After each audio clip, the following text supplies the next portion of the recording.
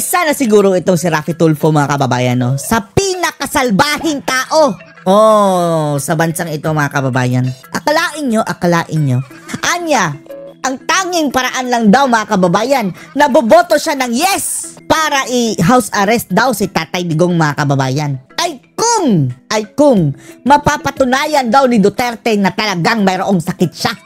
Boboto daw siya sa resolution, mga kababayan, na ipa-house arrest si Duterte kung mapatunayan ni Digong na may sakit siya. Pero habang wala pa raw proof, mga kababayan, na talagang may sakit si Duterte, mag-a-abstain muna daw si Raffy Tulfo, mga kababayan. Diyos ko Lord. Ang animal na to, pinapatunayan lang talaga niya na salbahe ang taong ito, mga kababayan eh. Gusto pa daw ng proof, mga kababayan, na may sakit si dating Pangulong Duterte? Ang sabihin mo na lang, Tulfo, ayaw mo talaga. Wag yung nagkukunwari ka na as if hindi niya alam, mga kababayan, mayroong sakit. 80 years old. Unconscious na, mga kababayan, ha? Ilang beses nang natumba. Mataas ang blood sugar, diabetic, mga kababayan. Mayroon pa siyang chronic back pain, tas Berger's disease, at kung ano-ano pang mga karamdaman, mga kababayan. Tapos ngayon, apektado pa ang kanyang cognitive, mga kababayan. Tapos sasabihin pa nito si Tulfo na patunayan muna ni Duterte na mayroon siyang sakit bago siya pipirma sa house arrest resolution. Ang salbahe mo, Tulfo. Panoorin niyo po, ha? Mr. President, my dear colleagues, if we will use the reason as a humanitarian. Humanitarian. Oh, salbahe ang mutla. Nako. Itsura pa lang, mga kababayan, oh. Sungay. Mayroon ng sungay, no? Buntot na lang ang kulang, mga kababayan. Mayroon na lang tangil. Itong mga salbahing ito, no? Hindi ito masisikat, mga kababayan, kung hindi nakiride on sa mga Duterte dati. Noong 2016. Nakiride on yan eh. O ngayon, mga kababayan, yung pagpirma lang na i-house arrest si Tatay Digong. Ayaw! Prove me first na mayroon kang sakit, Duterte. That's why we have to put the former President Rodrigo Duterte under house arrest. I will vote yes, but it should be proven. Wow, it should be proven. Oh, patunayan nyo muna. Hoy, Tulfo. Kung ayaw mo, dumiretso ka na. Huwag ka nang magpaligoy-ligoy pa. Lalo ka lang nagmumukhang bobo eh. Katulad talaga ng mga kababayan, kapatid niyang Lobender. Ganyan ang mga utak ng mga Tulfo, mga kababayan. Oh, yung anak mo. Musta na pala yung anak mong mataba na naglustay ng 4 million, mga kababayan, isang kainan. Party, uminom ng mamahaling mga alak, mga kababayan. Diyos ko Lord. Wala na to, mga bulok na to sa mga bulok, mga kababayan, to mga Tulfo. Meron po siyang sakit. Oh, kailangan daw i-prove muna, mga kababayan, ni dating Pangulong Digong na mayroon siyang sakit. Kasi yun po yung lumalabas sa balita na may sakit po siya, matanda na siya, hindi siya kumakain. Oh, kailangan pa i-prove ni Digong ang na matanda siya. Ano kailangan birth certificate? Hindi ka naniniwala na 80 anyos na sa Tatay Digong? Hindi siya nakakatulog. Then, puntaan mo! If it's true, I'll cast my vote as yes. Pero without proof, na yun nga talaga ang totoong pangyari, then I will abstain. Abstain! Oh! Apparently, mga kababayan, hindi siya naniniwala na may sakit si Digong dahil hindi pa siya na-convince eh. Para sa kanya siguro, mga kababayan, nagsakit-sakitan. Nagtanda-tandaan lang. Hindi daw talaga totoong matanda. Yan ba? Nag-iinarte lang si Duterte. Kailangan pa niya i-prove sa'yo. Sino ka? Kahit hindi ka bumoto, animal ka, wala kang silbi. Pumasa na ang resolusyon. Kahit hindi pa kayo pumirma. Let's check ka. Layas! Yes, abstention. Oo. Ito din, jablong ito, mga kababayan. Abstain din siya. As good as no yung abstain, mga kababayan. Dahil hindi yan, binilang eh. Ang binilang lang yung yes. So at least mayroong 15. Pero mas marami pa sana yun, mga kababayan, kung mayroong kung hindi lang nag-absent yung 4. Oo. Ito, the same people, mga kababayan, mga animal. Buti naman si Lacson, mga kababayan, parang natablan ng awa. Pero yun talagang mga kababayan, mga hardcore na mga dilaw, Virus, si Pagpag, at si Pico Matsing, wala na talaga. May araw din sila. Pero ang nakaka-frustrate lang talaga, mga kababayan, ito si Tulfo. Kung nag-abstain siya, mag-abstain siya, mga kababayan. Kaso lang, parang nag-intriga pa, na nag-i-insinuate, mga kababayan, na parang nag-iinarte lang, sakit-sakitan lang si Duterte. Hindi pa convincing sa kanya, mga kababayan, na mayroong sakit. Prove it first bago ako pumirma ng yes. Wow! Ulul ka ba? Tulfo, bahala ka sa buhay mo. Abstention po ako. Abstain. Mr. President, when we get the result. Jablo ka. Tatanda ka rin, Tulfo. Swerte na lang ito si Tulfo mga kababayan kung aabot ito ng 80. Tingnan natin kung makakalakad ka pa ba. 80 years old ka Tulfo. We have 15 affirmative votes, 3 negative votes, and 2 abstention. PSR Tulfo, kahit wala ka, pasado ang resolusyon, Tulfo. Resolution 144 is hereby adopted. Adopted na. Ipapasa na yun mga kababayan. Pwede na yung dalhin sa dahig. Thank you very much, Mr. President. Ay nako. Naha-high blood tayo dyan. Huwag nyo lang iboto mga Tulfo mga kababayan. Lahat ng Tulfo. Idamay nyo na yun. Lahat ng Tulfo na. Overall na sila. Pati yung mataba. Mayroon pa palang Tulfo mga kababayan na babae, asawa niya. Yung anak niyang tabatsoy mga kababayan, bonjing din. Mahilig din maglustay. Lord. Tapos itong kapatid ni Rafi na Lobender. Si Erwin Tulfo. Although, bumoto mga kababayan ng yes. Pero wala tayong dyan eh. Wala tayong tiwala sa Lobender na yan. Lahat ng mga Lobender, mga Tulfo mga kababayan. Wag na. I-boycott nyo na. Ilagay nyo na sa basurahan. ACT-CIS Tapos ang kanilang kasamahan sa ACT-CIS mga kababayan, yung si Eric Yap, nadawit dyan sa ilang beses na. Diba dati nadawit na rin yan? Tapos ngayon nadawit na naman. 46 luggages. The fact na andyan pa rin yan mga kababayan sa kanilang hanay. Anong tawag dyan? Birds with the same feather flock together. Anyway, ang pag-usapan po natin ngayon, bakit? Ay, hindi pala natin to kalaban, Ay, mayroon pa tayong remnant sa galit natin kay Tulfo. Kinakailangan ang panawagan ay Marcos resign. Nakita natin na controversial ito noong Setyembre 21 kasi yung mga nagpunta sa Luneta sa ilalim ng mga dilawan ay ayaw sumigaw na Marcos resign. Ayaw nila. Sila'y sumisigaw na itigil ang korupsyon, isalba ang Pilipinas. Ayaw nila maging presidente si Sara Duterte. Pero ayaw nilang sumigaw na Marcos resign. Well, siyempre, ang kadahilanan mga dilawan at yung iba pang mga grupo na tumututol sa korupsyon pero ayaw pa-resignin si Marcos ay isang dahilan labang. Dahil ayaw nila na maging presidente ang constitutional successor na si VP Sara. So ang tanong, bakit kinakailangan Marcos resign? Ang sagot, unang-una, dahil si Marcos ay inkompetente bilang isang leader. Incompetent. Walang solusyon sa mga pangangailangan ng tao kapag nagkaroon ng dilubyo, bagyo, or lindol. Ano nang gagawin natin? Walang solusyon sa patuloy na pataas sa presyo ng bilihin. Walang solusyon sa kakulangan ng trabaho, sa kababaan ng sweldo, at sa issue ng korupsyon at kagutuman. Inkompetente. Marcos resign dahil siya ay weak. Nasa tamang pag-iisip. Siya ay pinaghihinalaan na gumagamit ng cocaine. At hanggang ngayon, binibigo ang karapatan ng taong bayan sa impormasyon at hindi siya nagpapasinungaling sa mga paratang nito sa pamamagitan ng isang hair follicle test. Talaga? Tapos, kung ita-challenge sa hair follicle test, mga kababayan, sasabihin, why would I do that? English pa mga kababayan. Marcos resign dahil siya mismo ay corrupt. Dahil alam naman natin po na ang kanyang pamilya ay sinabi na nga ng Guinness Book of World Record na isa sa pinaka-corrupt na pamilya na namuno sa kahit anong bansa sa buong daigdig. Marcos resign dahil talagang siya, gaya ng sinabi ni Tatay Digong, ay isang weak leader. Pero pinaka-importanting dahilan sa panawagang Marcos resign dahil nais natin maging Pangulo ang Inday Sara Duterte. Alam niyo po, hinahangaan ko si Inday Sara Duterte dahil siya mismo ayaw magsabi ng Marcos resign. Yan po ay dahil sa kanyang delikadesa na dahil siya ang constitutional successor, hindi naman dapat na itulak niya ang kanyang pagiging presidente sa panawagan ng Marcos resign. So naiintindihan ko po yun kung bakit hindi siya nananawagan. Hindi kagaya ni Lenny mga kababayan na actively o nagjo-join doon sa mga rally mga kababayan na Duterte resign. Dahil ako ang successor. At Diyos ko Lord, hadukin. Hindi rin nanalamin si Leni Robredo mga kababayan sa kanyang abilidad na gunggong din lutang. Tapos gustong mag-overtake kay Tatay Digong. Kung kagaya ang abilidad mo, Leni Robredo kay VP Sara, tapos ang presidente si BBM, pwede. Pero, Diyos ko Lord, anong napatunayan mo Lenny? Kumpara mo sa napatunayan na ni Tatay Digong. At isa pa, mataas ang rating ni Tatay Digong noon mga kababayan. Bakit mo papalitan? Hindi kagaya ngayon mga kababayan, negative. Kay Ngagba.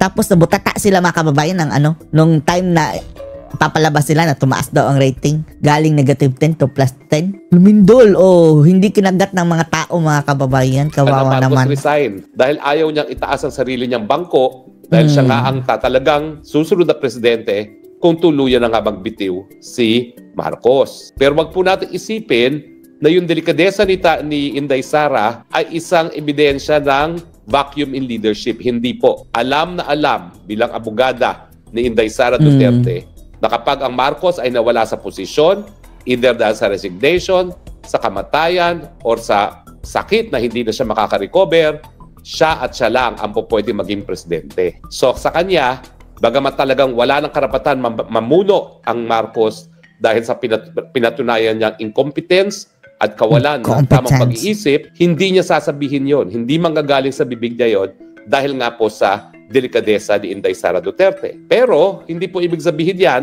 na hindi niya alam ang kanyang responsibilidad. Ang pinakamalapit na pruweba sa aking karanasan kay Inday Sara ay ang sinasabi niya na kahit ano pang mangyari, siya ang constitutional successor. At ang sinasabi niya sa kanyang ama nung panahon na pinipilit niyang mag-resign si VP Sara hindi lang bilang kalihim ng DepEd kundi ng Vice President, ay yung sinabi ng tatay niya sa kanya na kapag siya'y sumumpa sa katungkulan, gagawin niya yung katungkulan, no? Kung kinakailangan talaga, no? At ang sabi nga niya, nung tinatanggihan niya yung sinasabi ng tatay niya na mag-resign din siya as a VP, hinalala ko ng taong bayan para maging kapalit ang presidente. Kung mawala ang presidente, kinakailangan igalang ko yung tiwala ng taong bayan ibinigay sa akin. Pero dahil hindi nga power-hungry si Inday Sara at hindi naman siya atat na mag-take over sa lahat ng problema na ginawa ni Marcos Jr., lalong-lalo na dito sa problema ng korupsyon na naging systemic na at naging bahagi na nga ng kultura, lalong-lalo na sa Malacanang at sa Kongreso, syempre, hindi naman siya eager beaver para sumunod na presidente. Yan po ang dahilan, kaya hindi pa napabanggit ni Inday Sara ang Marcos resign. Pero importante po sa lahat sa atin na naniniwala sa demokrasya na panindigan ang Marcos resign. Kasi nga po, ang mga dilawan, unang-una, sinabi na po yan ng apo ni Cory Aquino, na doon sa Luneta, wala bang Marcos resign dahil ayaw nila mag-take over si Inday Sara Duterte. At sino pang ayaw mag-Marcos resign? Ang supporters pa rin ng Marcos, lalong-lalo na ni Amy Marcos. Dahil si Amy Marcos mismo ay hindi nananawagan ng pagbibitiw ng kanyang kapatid. Kaya nga, no? Tinitira niya ang kanyang pinsan na si Martin Romualdez at ngayon wala na si Romualdez, mga kababayan. Sige, palayasin mo yung bangag. Dito nga sa iskandalo ng FAD. Udas, mga kababayan, si BBM, no? Ay, Diyos ko, Lord. Nasa ang utak, mga kababayan? Sakuna na, mga kababayan. Nagpa-promote pa ng kanyang binting bigas, ko Lord. Bebentahan daw, mga kababayan, ni BBM yung nasalanta ng lindol, mga kababayan, ng binting bigas.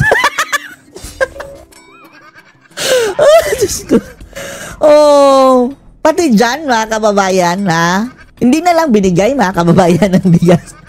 Ibebenta pa ng 20. Gusto pa kumita, mga kababayan. Nasaan ba ang calamity fund din nyo? Di ba mayroong state of calamity, i-release ng calamity fund? Wala bang ready? Nasaan ang ayuda? Kung walang sakuna, mga kababayan, panay bigay ng ayuda, 5,000, 10,000, mga kababayan, cash! Ngayon na mayroon ng totoong ayuda, mga kababayan, nagbebenta pa ng benting bigas. Ang mga animal. Para lang, pakita sa tao, mayroon na tayong 20. Happy na kayo? Utang na loob pa ninyo, ha? Pasalamat kayo sa lindol. Hindi kayo makatikim ng benting bigas, ang animal. Tapos, yung sa speech na, mga kababayan, yata pa. Malindol yata doon, malindol. Hindi mo na-verify, ngag. Lord. Tapos, hindi pumunta, no? Sa halip na pumunta doon sa emergency talaga, mga kababayan, andun sa Masbate. Sa tingin natin, bakit hindi yun pumunta? Dahil hindi pa siguro nakapag-organize, mga kababayan, ng mga taong sasalubong sa kanya. BBM, bangag. Ganyan, cheer. Napansin nyo, mga kababayan, kahit saan napunta si BBM, mayroon siyang taga-cheer na imposible. Kung imbestigahan mo yan, malamang sa malamang, isa yun sa mga beneficiary, mga kababayan, ng mga ayuda, ganyan. Talagang, enthusiastically, mga kababayan, BBM, may pakis-kis pa, mga kababayan. Talon-talon pa. Siguro nag-o-organize pa yan para bukas. Hindi pumunta ngayon dahil Wala pa siguro sila na-organize mga kababayan na mga taga-cheer. Flood control, para bagang ang responsibilidad sa korupsyon ay tumitigil lamang kay Martin Romualdez. Hindi po ang responsibilidad sa korupsyon sa flood control. Umaabot po yan sa presidente. Dahil presidente, unang-una nagtalaga kay Martin Romualdez dyan, na siya naman nagtalaga rin doon sa Zaldico, na si Marcos Jr. ang gumagawa ng pantaunang budget kung saan lahat ng mga ninanais sa proyekto ng mga congressman at senador ay nakapaloob. At si Marcos Jr. din ang hindi nag-veto sa mga insertions na ipinasok ng mga congressman at senatong. At siya rin ang pumirma ng batas ng pangtaunang budget na pinanggagalingan ng kinukurakot ng mga politiko. So the Marcos, the buck stops with Marcos, pati po dito sa korupsyon ng flood control. Kaya nga po ako nagtataka kung bakit, bagamat hinahangaan ko si Chis Escudero, yung katalumpati niya, ang tinutumbok lang niya si Martin Romualdez. Ako rin po, respeto ko si Ping Lacson. Pero bakit parang ang pananalita ni Ping Lacson, walang kinalaman ang Marcos Jr. dito sa korupsyon ng flood control? Bagoong Pilipinas yan eh. Mananalo ba yun si Lacson mga kababayan kung walang mga bagoong? Salamat BBM yan. At parang ang gusto lang ni Ping. Alam nyo na, itong pinalit sa Smartmatic mga kababayan is handpicked daw ng administrasyon, syempre. Lacson ay tumigil kay Martin Romualdez at yung mga kapwa niya mga senador. Hindi po. Kung talaga tayo ay seryoso sa kampanya laban sa korupsyon, ang tutumbukin pa rin sa korupsyon sa flood control at sa DPWH ay ang Marcos Jr. Pero balik po tayo, bukod sa dilawan, ang hindi nananawagan sa pagre-resign ni Marcos ay si Amy Marcos dahil alam niya na bilang kapatid, gusto niyang matapos ang termino ng kanyang kapatid at sa pananaw ni Amy Marcos at siguro ng buong angkan ng Marcos na nais pag-isalbang pangalan ng Marcos, ang naninira sa pangalan ng Marcos ay si Martin Romualdez. Hindi po at saka si Liza Araneta. Yan naman po ay sinabi na mismo ni Amy Marcos. Pero hindi po totoo yun dahil ang hinalal na presidente ay ang kapatid niya. At kung siya ay pumayag na ang humawak ng kapangyarihan ay si Martin at si Liza Araneta, wala pong dapat sisihin na iba kung hindi si Marcos Jr. Kaya nga po, nagkakaroon ng hidwaan doon sa mga bumabatikos sa gobyerno ni Marcos dahil maraming kakampi talaga si Amy Marcos at hindi nila maging panawagan ang Marcos resign. At yan naman po ay katotohanan dahil si Amy Marcos bilang kapatid nais matapos ang termino ng kanyang kapatid. Bagamat kung todo suporta siya siguro kay BP Sara pagdating ng 2028 elections. Pero sa ating sambayan ng yan na, si Amy mga kababayan, dapat hindi yan magba-vice president. Ang kapal ng pagmumukha niya mga kababayan kung magba-vice president yan sa 2028. Pilipino, hindi na natin kayang mag-antay hanggang 2028. Tignan nyo na po nangyari sa ating ekonomiya. Nag-all-time low na po ngayon ang stock market. Yan po ay barometer kung paano kasiglang ating ekonomiya. Malnourished na po ang ating ekonomiya. Kasi lampas na debt to GDP ratio mga kababayan dapat 60% and below. 61 na tayo. Lampas na tayo mga kababayan. Yan ang pinagbabatayan sa ekonomiya ng bansa. Mas marami na tayong utang kaysa sa ating income. Bakit naman hindi babagsak ang matagal na pero ang ratio mga kababayan. Ating ekonomiya, inaway ng todo ng Marcos Jr. ang China na pinakamalaking namumuhunan at number 1 trading partner ng Pilipinas. Natural. Kapag inaway mo ang number 1 trading partner ng Pilipinas, mas kakaunting saging, mas kakaunting durian. Saging.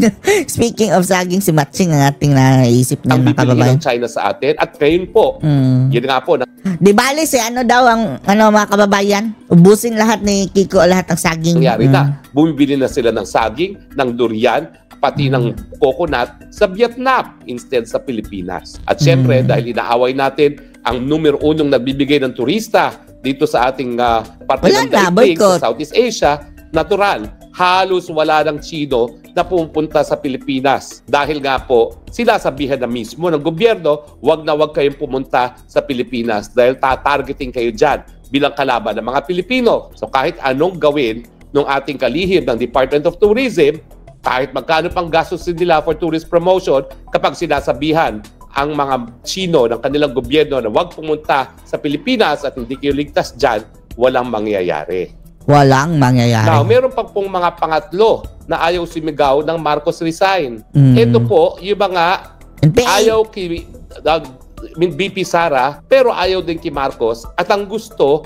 yung mga walang mandato ang maging leader. Gusto mga lutang. Ito po yung nagnanais na magkaroon ng junta. Ano ba ho yung junta? Well, alam niyo po kasi, ang junta, ibig sabihin yan, militar ang mamumuno. Kasi sa totoo lang, dahil ang may hawak ng barel ay mga militar, syempre, pag sila ay nagpatalsik ng gobyerno, sila magmumuno at ito nga po ang model doon sa mga karatig bansa natin, gaya ng Thailand, na talaga naman po wala ng demokrasya dyan. Talagang militar po nagro-rule dyan sa mulat mula at ngayon po sa Burma.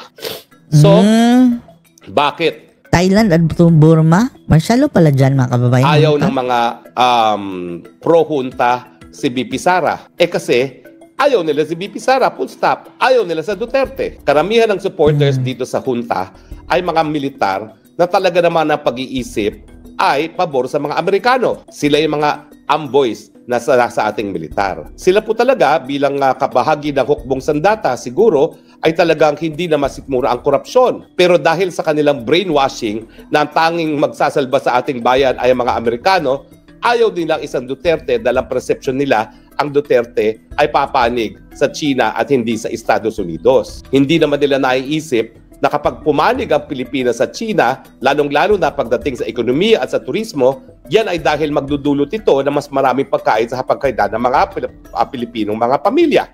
Pero itong mga grupong ito, dahil nga po sila ay bulag-bulagan at sunod-sunuran sa mga Amerikano at ginagamit ng mga Amerikano, alam nila na talagang kung hindi sila magpapalit ng gobyerno, sa pilitang mapapaalis si Marcos sa posisyon. At kesa naman mag-take over ang mga Duterte, gusto nitong mga pro-Americans neto na mga maka-Amerikano na ang magte-take over. Kaya nga po naririnig nyo dyan, oy, may mga bali-balita na Gibo Teodoro at Browner daw ang uupo sa junta. Ay, Diyos ko Lord, Diyos ko Lord. Oh. Posible yan mga kababayan dahil si Gibo ambisyoso yan Gusto yan magpresidente dati, di ba? Talo, buti nga. Nabudol pa tayo mga kababayan dahil sabi maganda daw, matalino, maganda daw mamuno.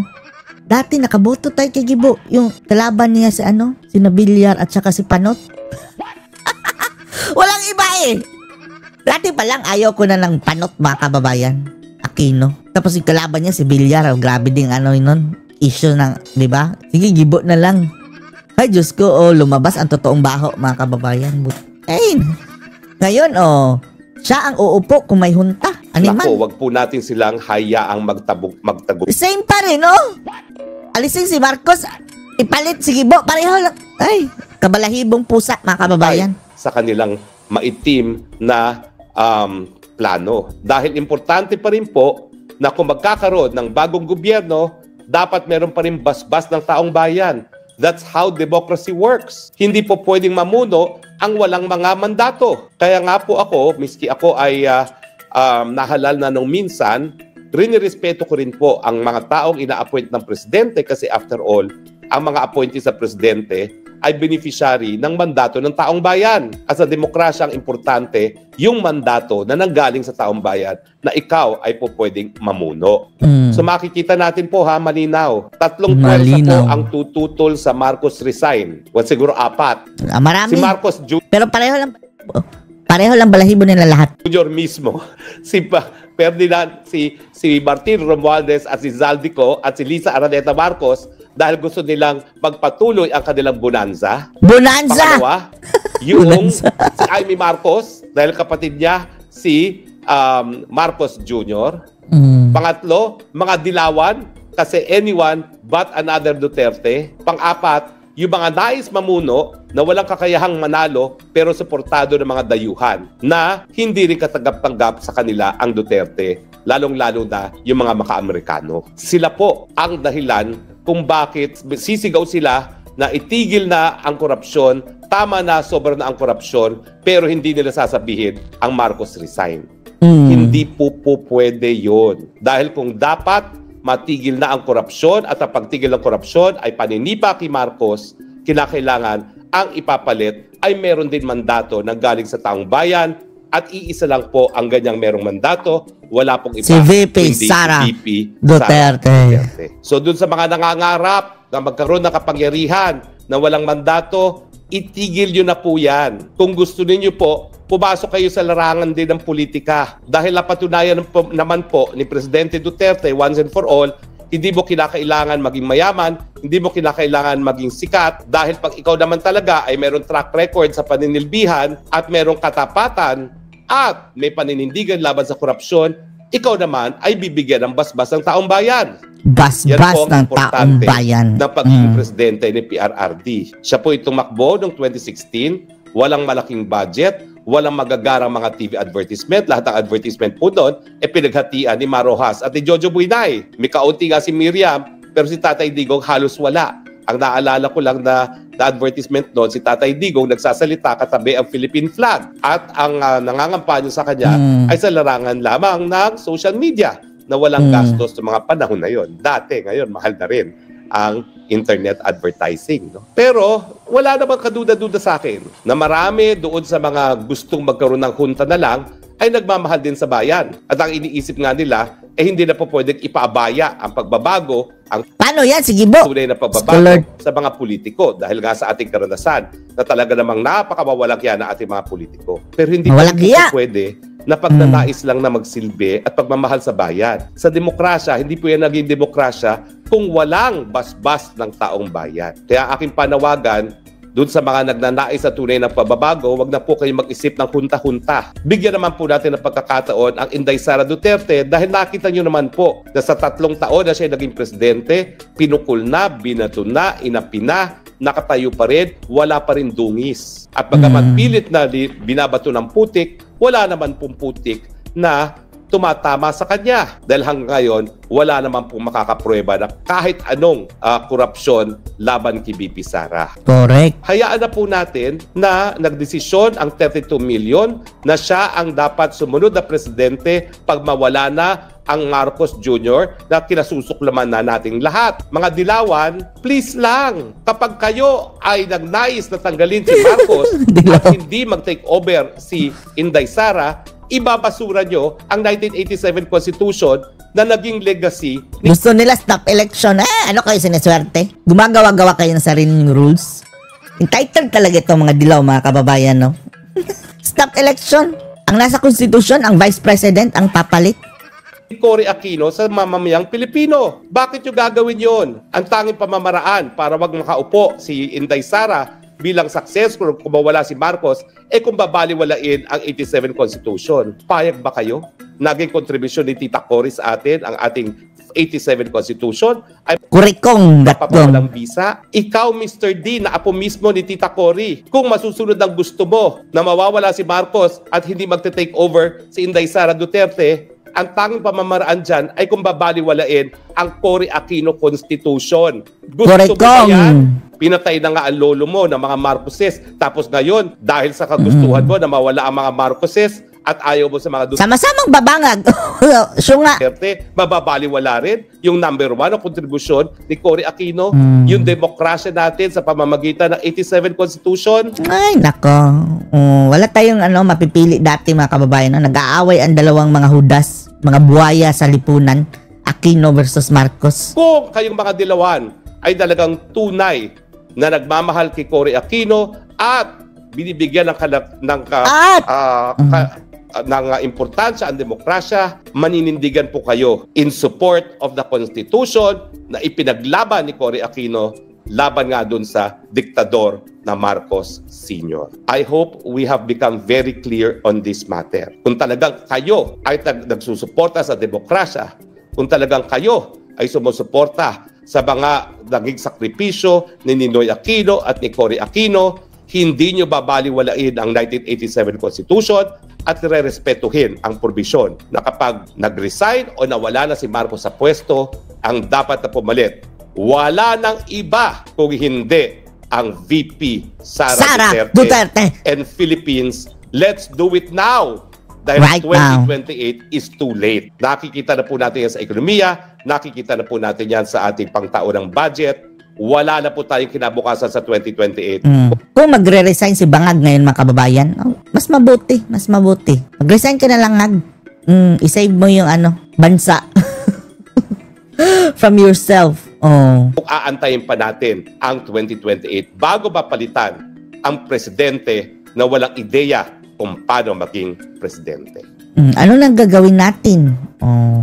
Tapos, may lindol pa yata kahapon. No? Parang nagtatanong pa mga kababayan. Sarap niya. Ay, nako. Nagtatanong ka pa.